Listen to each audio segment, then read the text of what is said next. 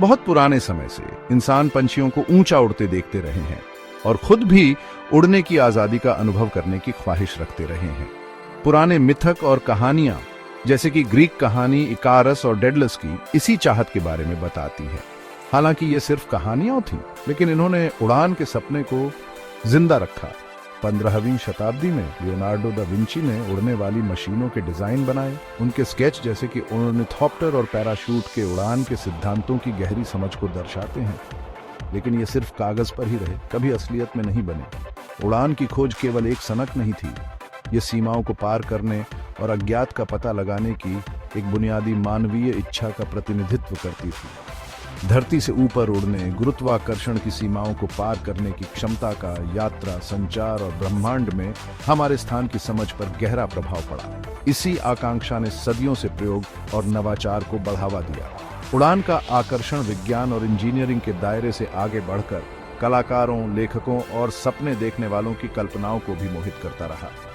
स्वर्गदूतों के सुंदर चित्रों से लेकर साहित्य में काल्पनिक उड़ने वाले जहाजों तक आसमान में उड़ने की लालसा मानव संस्कृति में व्याप्त रही। इस सामूहिक आकर्षण ने इस सदियों पुराने सपने को साकार करने के लिए उपजाऊ जमीन तैयार की। उड़ान के रहस्यों को उजागर करने की खोज मानवीय प्रतिभा और दृढ़ता का प्रमाण बन गई। हर असफल प्रयास, हर त्रुटिपूर्ण डिजाइन हमें उन बलों के नाजुक संतुलन को समझने के करीब ले आया, जिससे अंततः हम आसमान पर विजय प्राप्त कर सकेंगे।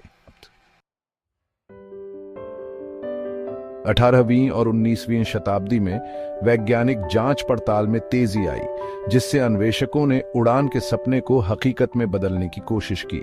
इस युग ने केवल अटकलों से व्यावहारिक प्रयोगों की ओर एक महत्वपूर्ण बदलाव को चिह्नित किया। 1783 में मोंटगोल्फियर बंधुओं जोसेफ मिशेल और जैक्स एटियन ने पहला सफल गर्म हवा का गुब्बारा लॉन्च करके दुनिया को आश्चर्यचकित कर दिया। इस महत्वपूर्ण उपलब्धि ने हवा से हल्की उड़ान की शक्ति का प्रदर्शन किया। हालांकि गुब्बारों में नियंत्रण और गति की कमी थी, जिससे यात्रा के लिए उनकी व्यावहारिकता सीमित हो गई। सर जॉर्ज केली, एक ब्रिटिश इंजीनियर जिन्हें अक्सर वैमानिकी का जनक कहा जाता है, ने अपना जीवन उड़ान के रहस्यों को उजागर करने के लिए समर्पित कर दिया। 19वीं सदी की शुरुआत में केली ने बलों, लिफ्ट, ड्रैग और थ्रस्ट का बारीकी से अध्ययन किया, जिससे भविष्य की वैमानिकी प्रगति की नींव पड़ी। उनके अग्रणी काम में ग्लाइडर का डिजाइन और सफल परीक्षण शामिल था, जो हवा से भारी उड़ान की दिशा में एक महत्वपूर्ण कदम था। केली के काम से प्रेरित होकर 19वीं सदी के अंत में जर्मन इंजीनियर ऑटो लिलियनथल के साहसी प्रयोग देखे गए, जिन्होंने अपना जीवन ग्लाइडिंग के लिए समर्पित कर दिया। लिलियनथल के सावधानी पूर्वक दृष्टिकोण और हजारों सफल ग्लाइडर उड़ानों ने उड़ान नियंत्रण की जटिलताओं में अमूल्य अंतर्दृष्टि प्रदान की। 1896 में एक ग्लाइडर दुर्घटना में उनकी दुखद मृत्यु ने इस खोज से जुड़े निहित जोखिमों को रेखांकित किया, लेकिन इसने एविएटर्स की एक नई पीढ़ी को भी प्रेरित किया। जबकि इन शुरुआती अग्रदूतों ने निरंतर संचालित उड़ान हासिल नहीं की, लेकिन वायुगतिकी और उड़ान नियंत्रण की समझ को आगे बढ़ाने में उनका योगदान महत्वपूर्ण था। उनके निरंतर प्रयोग ने राइट बंधुओं के लिए एक ठोस नींव रखी, जो अंततः उड़ान के सपने को हकीकत में बदल देंगे। अमेरिका के मध्य भाग में दो भाई विल्बर और ऑनरविल राइट अपनी साधारण साइकिल की दुकान से निकलकर इतिहास पर एक अमिट छाप छोड़ने के लिए उभरे। एक अतृप्त जिज्ञासा और यांत्रिकी के जुनून से प्रेरित होकर राइट बंधुओं ने आसमान को जीतने की खोज शुरू की।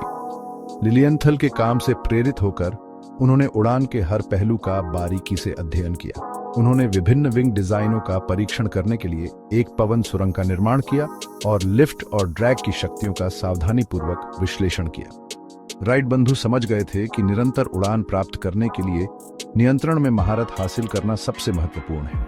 उन्होंने श्रमसाध्य रूप से एक 3 अक्ष नियंत्रण प्रणाली विकसित की, जिससे पायलट विमान के पिच, रोल और याव को नियंत्रित कर सकता था। इस प्रकार हवा में गतिशीलता को सक्षम बनाता था। इस क्रांतिकारी प्रणाली ने एक महत्वपूर्ण चुनौती का समाधान किया, जो पिछले एविएटर्स को नहीं मिली थी। 17 दिसंबर 1903 को किट्टी हॉक, उत्तरी कैरोलिना में उन्होंने वह हासिल किया जो कई लोगों ने असंभव समझा था। ऑनरविल के नियंत्रण में उनके सावधानी पूर्वक तैयार किए गए विमान राइट फ्लायर ने 12 सेकंड की ऐतिहासिक उड़ान के लिए जमीन से उड़ान भरी। इस महत्वपूर्ण अवसर ने संचालित विमानन के जन्म को चिह्नित किया। भाइयों ने अपने डिजाइन को परिष्कृत करना जारी रखा और उस दिन कई परीक्षण उड़ानें आयोजित की। राइट बंधुओं की सफलता भाग्य का एक झटका नहीं थी, बल्कि वर्षों के समर्पित शोध, सावधानीपूर्वक इंजीनियरिंग और अटूट दृढ़ संकल्प की परिणति थी। उनकी नवीन भावना और वैज्ञानिक दृष्टिकोण ने परिवहन में क्रांति ला दी और आकाश के साथ हमारे संबंधों को हमेशा के लिए बदल दिया। राइट बंधुओं के आविष्कार का प्रभाव किट्टी हॉक के रेतीले टीलों से कहीं आगे तक गूंजा।